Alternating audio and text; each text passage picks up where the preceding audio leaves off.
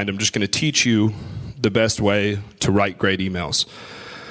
Okay, so every great email needs to have a story arc.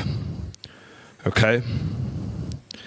So you've got to have a story arc, a clear understanding of what it is that you're talking about. And then in each email, what you want to do is you want to focus on one tip. Okay? So one tip in your email, just the tip, okay? Just for a second, just to see how it feels. Because if you give people too much, then they've reached completion. You want them to click to complete their action, okay? So it's just one tip, because if you give them too much, now they've gotten all they need, and they don't have to take action on what it is that they're doing. Okay, so, and I don't know what you guys are laughing about. And when it comes to email marketing, there are 3 types of email marketers, okay? So the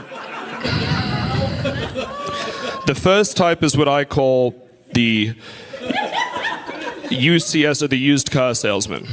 Right? So used car salesmen, email marketers are people they're constantly offering something, they're constantly pitching, they're masters of baiting the hook, and constantly just, it's spray and pray. They make a lot of money, a lot of them, but they always need more leads, more people coming into their list.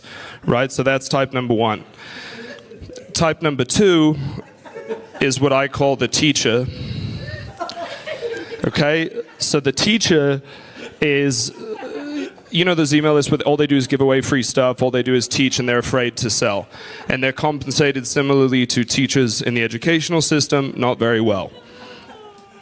Right? Because you do have to sell something, but ultimately, at the base of all great email marketing, the third type is what I call the speaker. Okay? And the speaker is, when you're watching a great speaker, like you guys are right now, it's a joke. What happens at the end of the speech, right? You learn something, you're entertained. It's a combination of entertainment, information, and at the end, though, you want more, right? You still leave wanting more. You go, do they have a book? Do they have a course? Is there somewhere I can go to learn more from this person? So that's at the base of it all. And then ultimately, when it comes to emails, you want to share stories about yourself. There's a big rule out there in copywriting that people say, don't use the word I. The most important word in copy is you. It's all about you. With email, it's kind of different. You want to talk about yourself. You want to share stories about yourself. Ultimately, you want to be a little bit vain. Okay? You need to be a little bit vain. All right? You talk about yourself. You're sharing these stories. Connection happens around the rough edges. Right? So when you're sharing these stories, like people who are on my list will come up to me like, oh, how's your dog doing? How was your trip there?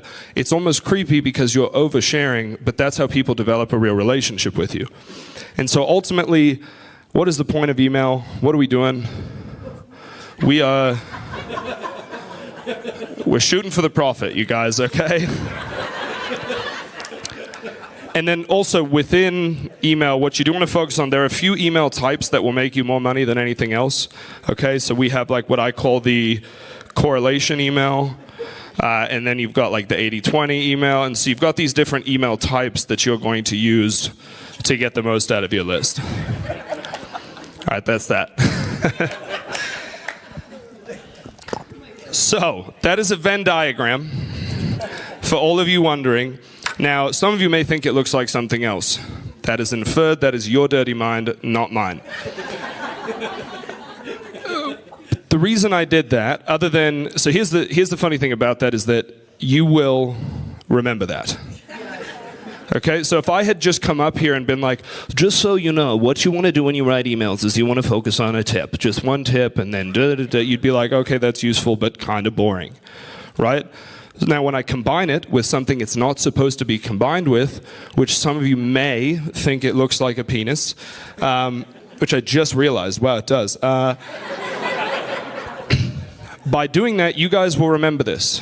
Emotion drives learning. When you're entertained, you're more likely to pay attention to things that you might not pay attention to otherwise. And if nothing else, if you take nothing away from this, for the rest of the day, you'll be like, I don't remember what he talked about, but you'll be like, I remember Ian's penis. I've had people come up to me years later and be like, dude, I can't remember your name, but just the tip, man. And I'm like, yes. So that's why I did that. Combine things with things that aren't supposed to be combined, and you end up with something interesting. The opposite of the word boring is interesting. Boring shit doesn't work that well anymore, right? People don't want to be bored.